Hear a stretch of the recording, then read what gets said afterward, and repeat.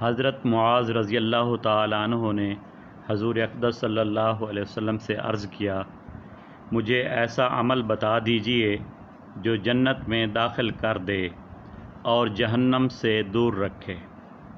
حضور صلی اللہ علیہ وسلم نے فرمایا، تم نے بہت بڑی بات پوچھی اور وہ بہت آسان چیز ہے جس پر اللہ جل شانہ آسان کر دے، اور وہ یہ ہے کہ اللہ جل شانہ کی اخلاص سے عبادت کرو، کسی کو اس کا شریک نہ بناؤ، نماز کو قائم کرو، زکوٰۃ ادا کرتے رہو، رمضان المبارک کے روزے رکھو اور بیت اللہ شریف کا حج کرو۔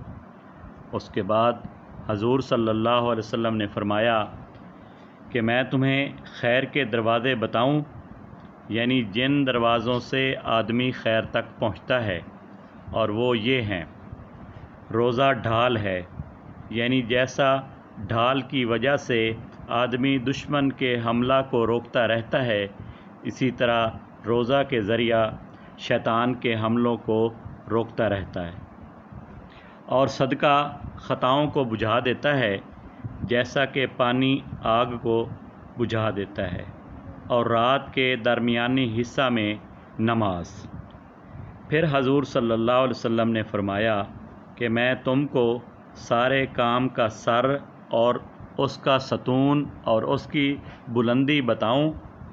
سب کا سر تو اسلام ہے کہ اس کے بغیر تو کوئی چیز معتبر ہی نہیں، اور اس کا ستون نماز ہے کہ جیسے بغیر ستون کے مکان کا باقی رہنا مشکل ہے، ایسے ہی بغیر نماز کے اسلام کا بقا مشکل ہے، اور اس کی بلندی جہاد ہے۔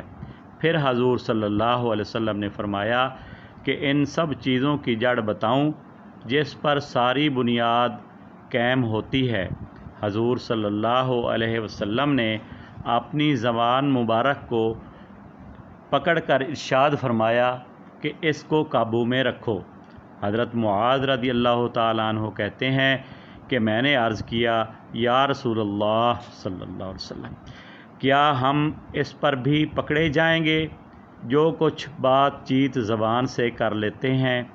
حضور صلی اللہ علیہ وسلم نے فرمایا، تجھ کو تیری ماں روئے اے معاذ، کیا آدمیوں کو ناک کے بل اوندھے منہ جہنم میں زبان کے علاوہ اور کوئی چیز بھی ڈالتی ہے؟